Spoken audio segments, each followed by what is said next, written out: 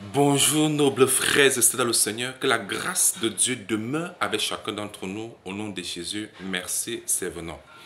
Bien-aimés, ce matin, nous continuons à développer sur l'identité de notre Seigneur Jésus. Pourquoi? Parce que Jésus l'a déclaré dans Jean 8, le verset 24. C'est pourquoi je vous ai dit que vous mourrez dans vos péchés. Si vous ne croyez pas ce que je suis, vous mourrez dans vos péchés. Donc il est important de connaître qui est réellement Jésus, de peur de mourir dans ses péchés. Vous comprenez? Voilà pourquoi le sujet est vraiment capital. La question que nous allons poser et développer et répondre aujourd'hui, c'est pourquoi Jésus s'appelait-il Fils de l'homme? Pourquoi s'appelle-t-il Fils de l'homme? Matthieu 16, le verset 13. Jésus étant arrivé dans le territoire de Césarée de Philippe, demanda à ses disciples, qui dit-on que je suis, moi, le Fils de l'homme? Pourquoi s'appelle-t-il Fils de l'homme? Bien aimé, les gens ne comprenant pas les Écritures vont commencer. Oh, vous avez vu, Jésus-Christ a dit que le Fils de l'homme, il n'est pas Dieu. Il n'est pas Dieu. Les gens qui disent que Jésus-Christ est Dieu, ils sont là. Jésus-Christ n'est pas. Non, ça c'est un passage qui. Ce passage confirme même encore que Jésus-Christ est Dieu. Selon les Écritures, hein. Nous allons le confirmer tout à l'heure là. Nous allons le prouver tout à l'heure là. Pour l'énoncer, comprenons d'abord que Jésus-Christ s'appelle Fils de l'homme. C'était par rapport à ce que Dieu avait annoncé à travers les prophètes avant l'arrivée de Christ sur la terre. Et les caractéristiques de ce Fils de l'homme avaient été données par les prophètes de Dieu. Vous comprenez? Donc ce n'est pas un nouveau terme. C'est un terme qui correspondait justement à ce que Dieu avait dit à travers ses prophètes. Nous allons lire ça, c'est la parole de Dieu, s'il vous plaît.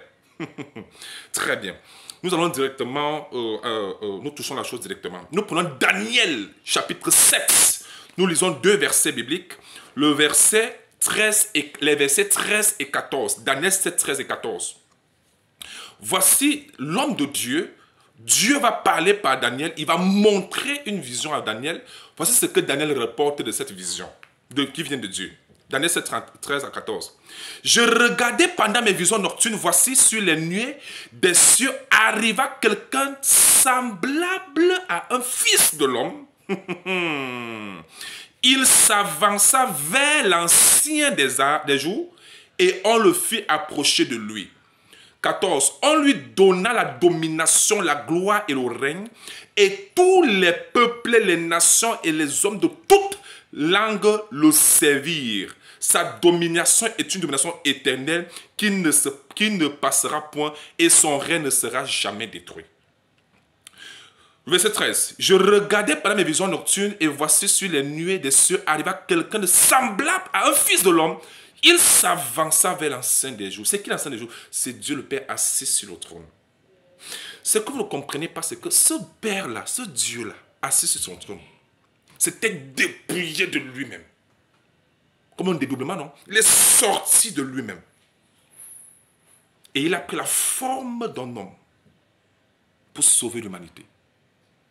C'est écrit où? C'est écrit dans Philippiens 2, du verset 5 au verset 8. C'est clair là-bas. Vous verrez comment Dieu s'est dépouillé, est sorti de lui-même. Voilà pourquoi Jésus lui disait que je suis sorti du Père. Parce que celui qui s'approche de l'ancien des jours, d'où venait-il? Vous croyez que Dieu est parti fabriquer quelque part dans une autre planète? Non. C'est Dieu qui était sorti de lui-même. Dans Zacharie chapitre 2, du verset 9, 8, on parle du verset 10 même, en descendant, on parle de l'Éternel qui a envoyé l'Éternel. Voyez-vous? Dans Hébreux chapitre 1, le verset 8 et 9, on parle de Dieu, que Dieu appelle le Fils Dieu. Et il dit Dieu a un Dieu. Ah oui? Ça c'est Dieu qui s'est présenté sous une forme humaine. C'est ça, Fils de l'homme là. Voyez-vous? On dit ici qu'il s'avança vers celui qui est l'ancien des jours. Il sortait du Père, il fait sortir du Père. Il s'est avancé de lui également. S'il vous plaît, ne voyons pas les choses comme dans le sens humain. Vous comprenez? Ici, nous sommes dans un règne spirituel où l'espace et le temps ne sont pas des facteurs. Vous comprenez? Ici, nous sommes dans l'éternité. Ça, c'est quelque chose, ce qui s'est passé par Christ sur la terre, c'est quelque chose qui avait été longtemps planifié, programmé par Dieu depuis longtemps. C'était même passé sur le plan spirituel depuis des lustres. Ça s'est juste accompli, réalisé sur la terre. Amen. La Bible dit, il s'avança vers l'enceinte des jours et on le fit approcher de lui. On lui donna la domination. Seul Dieu donne la domination. La gloire et le règne.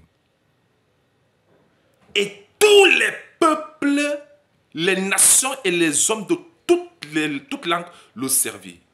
Qui est cet homme? Qui est celui qui a reçu la domination? Vous comprenez pourquoi